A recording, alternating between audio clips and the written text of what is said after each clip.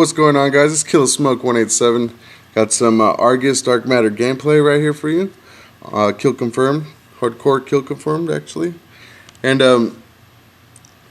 as I left off in my last video talking about how me and my wife and how we got together, that I would let you guys know this vid. So that's what I'm gonna do. Well, anyways, long story short, no, I'm just kidding. I couldn't do that to you guys. Come on now. All right.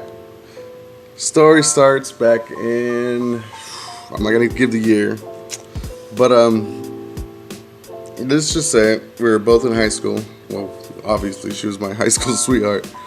So we're back in high school, and actually the day that she showed up to our high school was like, I saw her and I was just like, damn, she's fucking so sexy. She was straight beautiful. She was gorgeous. Like, every time she crossed the room, like, she'd just catch my eye. Like, there was no other girl that I wanted to be with or nothing. Like, I was straight wanted to be with her. I did have a girlfriend at the time. Alright, I did have a girlfriend at the time.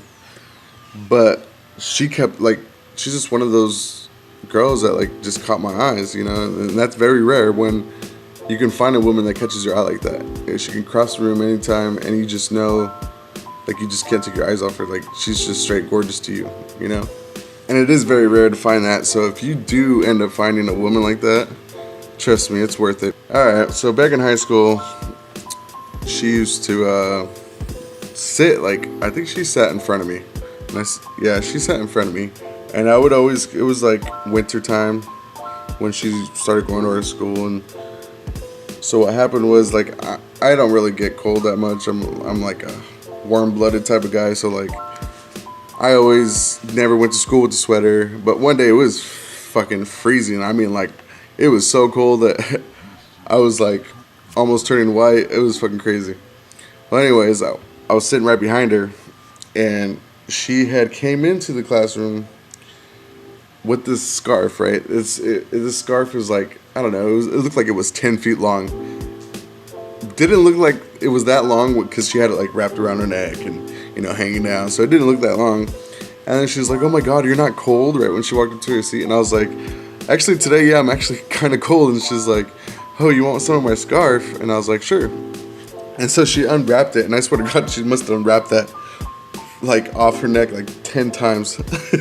But that thing was so big that it literally kept me warm and her warm at the same time. So you can only imagine how big that scarf was.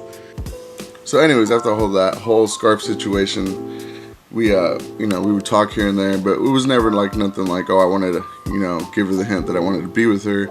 Honestly, on my own opinion, I told her that straight up after we got together, that I thought she was too good for me, that she would never look my way or anything like that.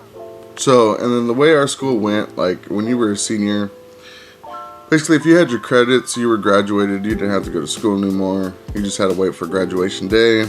So, I graduated, I think, fucking maybe a month or two after she came to our school. So I didn't have to go back to school. I didn't have to show up to school. I was already graduated, just waiting for the graduation day. I would always take my brother to school in the morning, and she, like, literally lived, like, I don't know, maybe like a block or two away from the freaking high school. So one day, I'm driving by, drop off my brother, and I'm taking the same route that I always take back home. And I see her, and I'm like, oh, fuck. This is my chance, you know. I'm going to say what's up to her. I'm going to say hi to her. I haven't seen her in a minute. So I went over there. I drove up next to her, and I rolled down. First, I grabbed my cologne. I sprayed the whole inside of my truck. And then I drive up to her, and I'm like, hey, you want to ride? And she's like, she kind of giggled, and she's like, yeah, sure. And this is me not knowing that she lived like 2 blocks away from the school. So it was a whole funny situation because she gets in the truck. I drove to the front of the school, which is like literally 2 blocks away. Dropped her off, and then I ended up seeing her after school because I went to go pick up my brother when he was done with his school. And she's like, hey, thanks for the ride this morning, even though I lived like 2 blocks away. And I felt like the stupidest person in the world. I was like, really? I really picked this chick up when she lived like right here, like basically on like around the corner and shit. Like, I felt like a total idiot, but it was funny. It was like a little inside joke we had going on, and then from then on, we didn't see each other for a while until one day.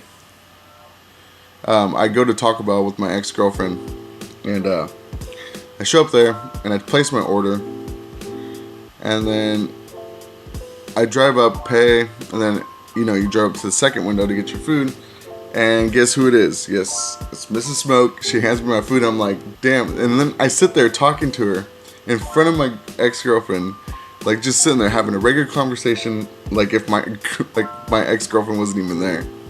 Like it was a funny situation. And then Mrs. Smoke only worked there for like a week because she had a second job at this restaurant. But anyways, that whole week that she worked at Taco Bell, I would show up every day and order food and talk to her through the window with my ex-girlfriend there. So that's kind of how bad that I wanted to be with this chick. And I know it's kind of messed up for my ex-girlfriend to be there while I'm trying to I wasn't trying to get with her in front of my ex-girlfriend or anything. It was just, my ex-girlfriend was like, oh, they're friends, that's cool. So basically she didn't think anything of it. But then one day, and then graduation day came along, and we saw each other, we said hi, we started talking, and then she's like, let's walk down the aisle together. So I was like, all right, cool. So we did that. And then afterwards, after graduation, I was just going to walk off. And then I was like, you know what, I'm going to turn around, go back and ask her if she wants to go on a date with me, because it might be the last time I ever see her. So we went on that date. We had fun. We spent the whole night together. And then we would talk here and there over the phone. And then it ended up coming where we didn't see each other again for a little while. But then one day, my friends called me up. They're like, hey, there's this quinceañera going down in, the next town over. And if you guys don't know what a quinceañera is, Mexican tradition is when a girl turns 15, she's considered a woman, and they have like this big old party for her. And so we jump in the truck. We're headed down to this party. We show up there, and then I see Mrs. Smoke. And then from then on, she was there with a friend. She says it's a friend, but I was thinking maybe this guy was, maybe, he liked her and he wanted to take her out to this party, blah, blah, blah, But anyways, funny story with that is that we saw them, we went there, and then we decided not to stay. And she kept asking, hey, where you guys gonna go? Where you guys gonna go? And so we told her we were going to Modesto. We were going to go cruise down McHenry, because that's what that's what we were doing when we were young. We had that one main street that everybody would drive through, showing off their cars, bumping up music, trying to get girls, being young. But so she ended up having the dude that she went with to that party drive her around to go meet up with us, which was hilarious. I didn't have a phone at the time, or I did have a phone, but she didn't have my number. And so she was texting my friend, and my friend's like, hey bro, she keeps asking about where we're going. And they were like all like making fun of me, like, bro, she wants the nuts, she wants your D.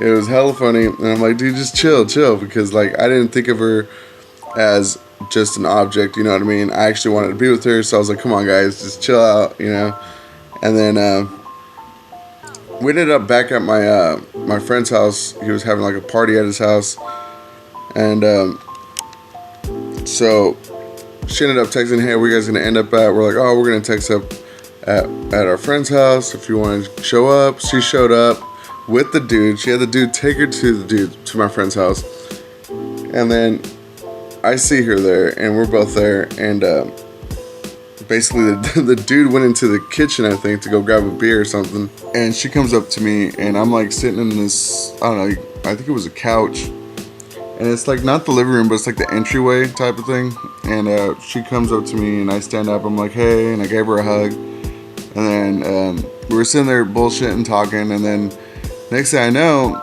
like she comes like starts walking towards me, and I'm like, so I started backing up a little bit. I'm like, oh, what's going on, And then she pushes me kind of like, and my back hits the wall, and she kissed me.